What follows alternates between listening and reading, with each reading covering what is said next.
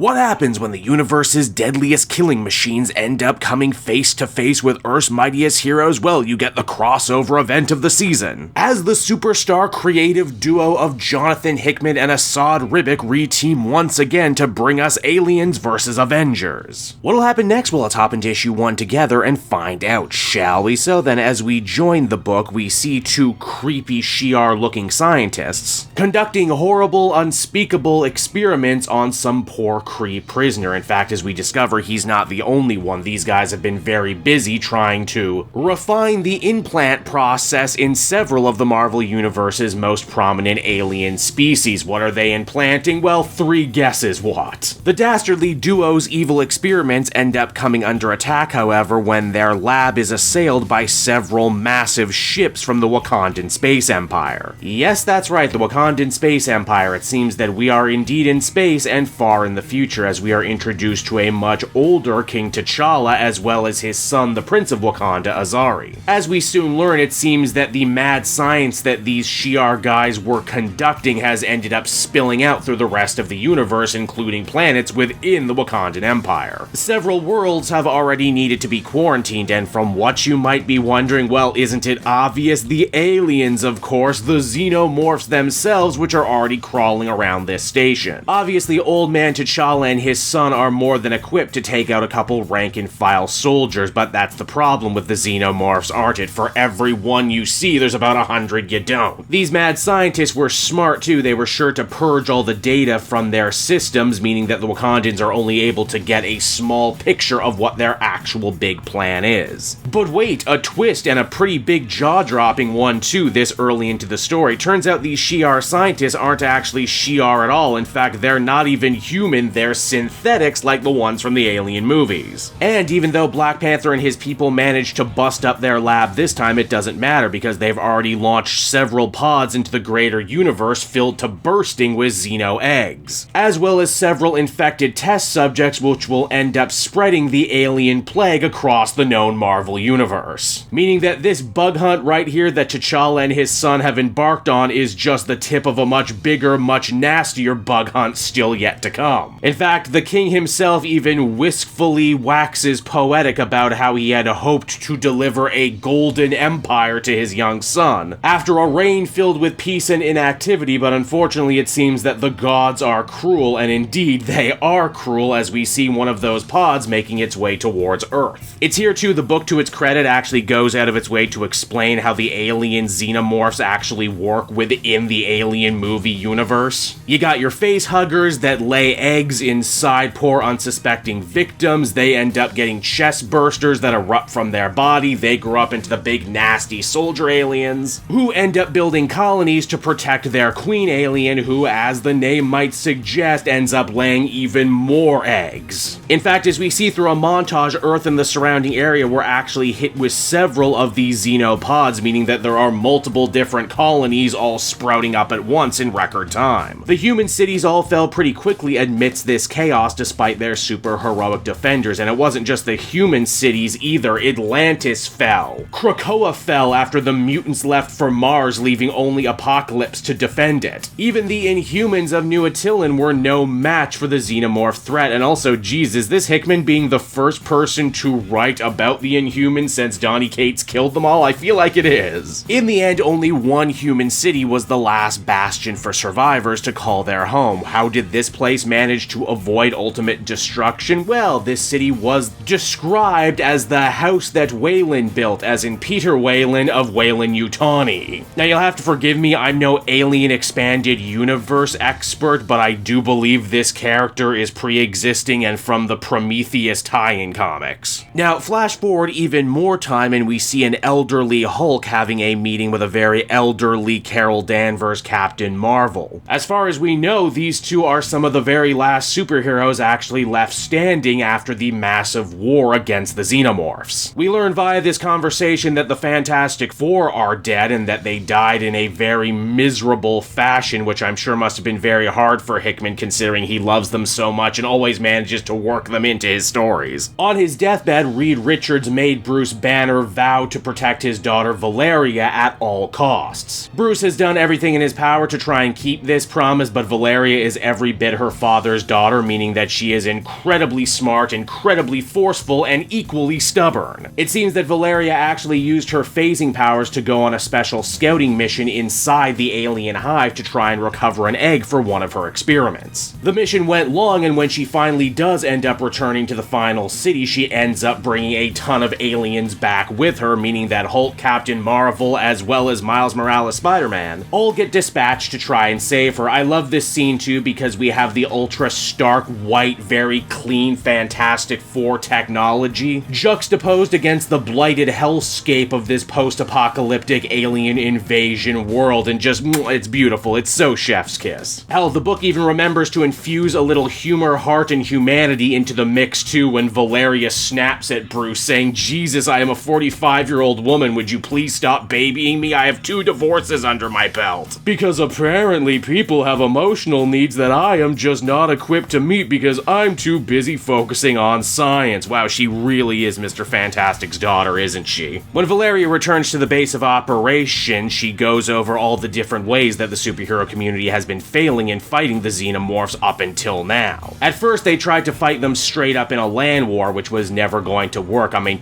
who did they think they were fighting? The Brood or something? Then they wasted a ton of time trying to save the people who got face-hugged using science, magic, and whatever else they could have gotten their hands on, despite the fact that if you get face-hugged, you're basically just the Walking Dead already. After that, the heroes tried to separate the Xenomorphs from the rest of humanity and their ability to further spread by converting humans into their own walking incubators. That also didn't work, which means that their last hope is probably the most dangerous plan they've tried yet, and that is use the egg they captured to create an infectious virus that could wipe out all the aliens on Earth. Bruce doesn't think this is a good idea because, hey, viruses have a funny habit of mutating and taking on lives of their own, and if doing so, they could potentially end up making things much worse. Captain Marvel and the others, though, feel that nothing is worse than living on a blighted hell world being hunted by H.R. Geiger's nightmares. So yeah, this is their last best plan, and everyone better get on board. Well, except for maybe Waylon himself, who has other ideas. He basically thinks that Earth is screwed already and that everyone who's left alive should do everything they can to try and escape and start over in space. Because, let's face it, it's always space with these guys, isn't it? Later that night, Bruce tries to bring some food to Valeria, who's been working overtime to create the virus. However, he ends up triggering a video recorded by Valeria wherein she is forced to admit that she actually got face-hugged on that last mission and now has desperately been trying to work against the clock to finish this virus before she ends up turning. And long story short, she didn't do it in time, meaning that adoptive father Hulk must duke it out with the Xenomorph that spawned from her. Ooh, that's pretty frickin' brutal, am I right? And yet somehow, someway, against all odds, things actually do manage to find a way to get worse as poor Miles gets face-hugged during the battle. Everyone assumes that this means curtains for poor Miles and that they should probably deal with him before he too also ends up becoming a major threat. But wait, salvation from the last place you would expect. As it turns out, Miles has actually been wearing the Venom symbiote this whole time, which is a thing that dark alternate future stories love to do with him, don't they? This actually ends up being quite the blessing in disguise, as the symbiote is actually able to hijack the facehugger before it can actually plant eggs in Miles, a parasite riding a parasite, if you will. Oh, but it gets even better. The symbiote Xenomorph actually ends up rejoining with Miles, and it actually looks like the classic spider symbol on his chest. Holy shit. And as this first issue comes to a close, our heroes are finally through the looking glass. Earth is doomed, and the only way they're going to be able to survive is if they can manage to escape the planet, and soon. And so that was Aliens vs. Avengers issue number 1, everybody, and man, I can't believe I almost didn't end up covering this one. Like I said, I'm no Alien expert. I like the movies, I've seen the original trilogy a bunch. This book is obviously coming from a superstar AAA dream team that is Hickman and Ribić, who managed to end up referencing a lot of their other great work in this crossover. And honestly, I'm really glad everyone just browbeat me into covering this one because, yeah, you were all totally right. This one is great. A crossover that works from start to finish and ends up being two great flavors that taste great together. And I mean, I guess it does make a lot of sense. The Alien series loves playing around with the whole Chariot of the Gods theory, and Chariot of the Gods theory really inspires the Marvel Universe and certainly the work of Jonathan Hickman. So what you have here is a really seamless crossover that honors both worlds it's come from, while also actually actually being really new reader friendly and not getting you bogged down in a lot of specifics. Also, having Miles, Spider-Man, Valeria, Hulk, and Captain Marvel be our main POV characters is also just a super cool grouping of characters to bring together under one umbrella. Really, this one had it all. Action, drama, horror, comedy, it's all here.